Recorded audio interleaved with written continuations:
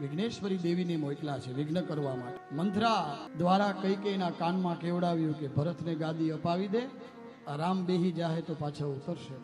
કૈકેયી કોપ ભવનમાં જાય છે. હવે સવારે રામને ગાદી છે ને અત્યારે કૈકેયી કોપ ભવનમાં છે, એટલે રાજા દશરથને થોડીક ચિંતા થઈ ને જાય છે ત્યાં એની પાસે કોપ ભવનમાં અને કીધું તું તમને ઓલા 2 વરદાન યાદ છે? તો કે હા હા બોલ ને, શું જોઈએ? એમ નહીં, આપવું પડશે.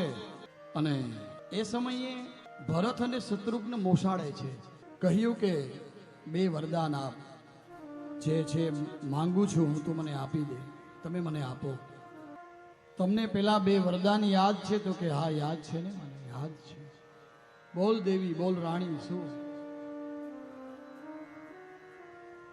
તો કે પેલું વરદાન, મારા ભરતને ગાદી મળે. તરત જ દશરથજી હા પાડી, ઓકે કાંઈ વાંધો નહીં, મારે તો રામ એ ભરત એ. અને બીજું, તમારા રામને 14 વર્ષનો વનવાસ.